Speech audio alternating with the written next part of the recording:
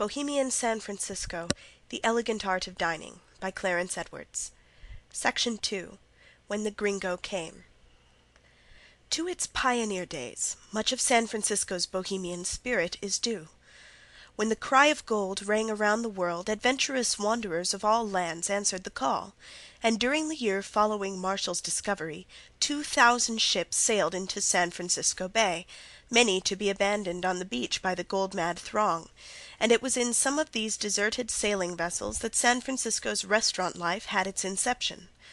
With the immediately succeeding years, the horde of gold hunters was augmented by those who brought necessities and luxuries to exchange for the yellow metal given up by the streams flowing from the mother lode. With them also came cooks to prepare delectable dishes for those who had passed the flapjack stage and desired the good things of life to repay them for the hardships, privations, and dearth of women's companionship. As the male human was largely dominant in numbers, it was but natural that they should gather together for companionship, and here began the Bohemian spirit that has marked the city for its own to the present day. These men were all individualists, and their individualism has been transmitted to their offspring together with independence of action. Hence comes the Bohemianism born of individuality and independence. It was only natural that the early San Franciscans should foregather where good cheer was to be found, and the old El Dorado House at Portsmouth Square was really what may be called the first Bohemian restaurant of the city. So well was this place patronized, and so exorbitant the prices charged, that $25,000 a month was not considered an impossible rental. Next in importance was the most fashionable restaurant of early days, the Iron House. It was built of heavy sheet iron that had been brought around the Horn in a sailing vessel, and catered well, becoming for several years the most famed restaurant of the city. Here, in Montgomery Street, between Jackson and Pacific, was the rendezvous of pioneers, and here the Society of California Pioneers had its inception, receiving impressions felt to the present day in San Francisco and California history. Here also was first served chicken in the shell, the dish from which so many later restaurants gained fame. The recipe for this as prepared by the Iron House is still extant, and we are indebted to a lady, who was a little girl when that restaurant was waning, whose mother secured the recipe. It was prepared as follows: Chicken in a shell.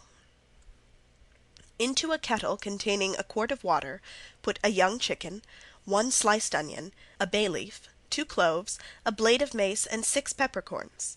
Simmer in the covered kettle for 1 hour and set aside to cool. When cool, remove the meat from the bones, rejecting the skin. Cut the meat into small dice. Mix in a saucepan, over a fire without browning, a tablespoonful of butter, a tablespoonful of flour, then add half a pint of cream. Stir this constantly until it boils, then add a truffle, 2 dozen mushrooms chopped fine, a dash of white pepper, and then the dice of chicken. Let the whole stand in a bain-marie, or chafing dish, until quite hot. Add the yolks of 2 eggs, and let cook 2 minutes.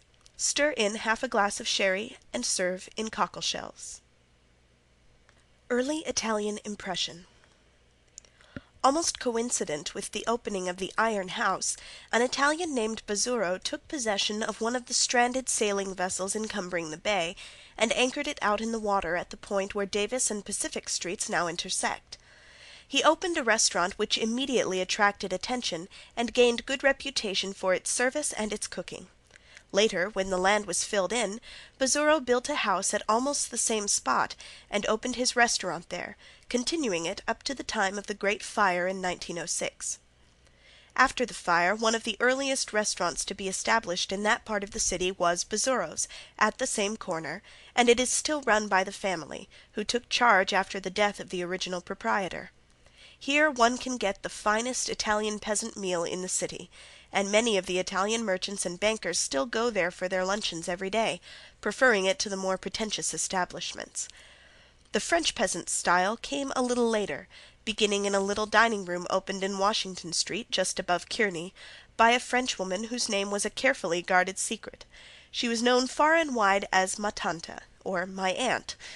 Her cooking was considered the best of all in the city, and her patrons sat at a long common table, neat and clean to the last degree. Peasant style of serving was followed. First appeared Ma Tanta with a great bowl of salad which she passed around, each patron helping himself. This was followed by an immense tureen of soup, held aloft in the hands of Ma Tanta, and each again was his own waiter. Fish, entree, roast, and dessert were served in the same manner, and with the black coffee Ma Tanta changed from servitor to hostess, and sat with her guests and discussed the topics of the day on equal terms. In California Street, just below Dupont, the California House boasted a great chef in the person of John Somali, who in later years opened the Maison Riche, a famous restaurant that went out of existence in the fire of 1906. Gourmets soon discovered that the California House offered something unusual, and it became a famed resort. Somali's specialties were roast turkey, Chateaubriand steak, and coffee frappé. It is said of his turkeys that their flavor was of such excellence that one of the gourmands of that day, Michael Reese, would always order two when he gave a dinner, one for his guests and one for himself. It is also said that our well-beloved Bohemian Raphael Weil still holds memories of the old California House of which he was a habitué, and from whose excellent chef he learned to appreciate the art and science of cooking, as evidenced by the breakfasts and dinners with which he regales his guests at the present day. But many of the hardy pioneers were of English and American stock, and preferred the plainer foods of their old homes to the highly seasoned dishes of the Latin chefs, and to cater to this growing demand the Nevada was opened in Pine Street between Montgomery and Kearny. This place became noted for its roast beef and also for its corned beef and cabbage, which was said to be of most excellent flavor. Most famous of all the old oyster houses was Manning's at the corner of Pine and Webb Streets. He specialized in oysters, and many of his dishes have survived to the present day.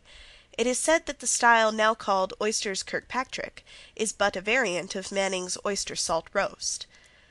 At the corner of California and Sansome Streets, where now stands the Bank of California, was the Tehama House, one of the most famous of the city's early hostelries, whose restaurant was famed for its excellence. The Tehama House was the rendezvous of Army and Navy officers and high state officials. Lieutenant John Derby, of the United States Army, one of the most widely known Western authors of that day, made it his headquarters. Derby wrote under the names of John Phoenix and Squibob. Perini's, in Post Street between Grant Avenue and Stockton, specialized in pastas and veal risotto, and was much patronized by uptown men. The original Marchand began business in a little room in Dupont Street, between Jackson and Washington, which district at that time had not been given over to the Chinese. He cooked over a charcoal brazier in his window in view of passing people who were attracted by the novelty and retained by the good cooking. With the extension of his fame he found his room too small, and he rented a cottage at Bush and Dupont Street, but his business grew so rapidly that he was compelled to move to more commodious quarters at Post and Dupont, and later to a much larger place at Geary and Stockton, where he enjoyed good patronage until the fire destroyed his place. There is now a restaurant in Geary Street near Mason which has on its windows, in very small letters, Michael, formerly of, and then in bold lettering, Marchand's. But Michael has neither the art nor the viands that made Marchand's famous, and he is content to say that his most famous dish is tripe, just plain plebeian tripe. Christian Good at Washington and Kearny, Big John at Merchant Street between Montgomery and Sansome, Marshall's Chop House in the Old Center Market, and Johnson's Oyster House, in a basement at Clay and Leidesdorff Streets, were all noted places and much patronized, the latter laying the foundation of one of San Francisco's first families. Martin's was much patronized by the old Comstock crowd, and this was the favorite dining place of the late William C. Ralston. One of the most famous restaurants of the early 70s was the Mint, in Commercial Street between Montgomery and Kearny, where the present restaurant of the same name is located.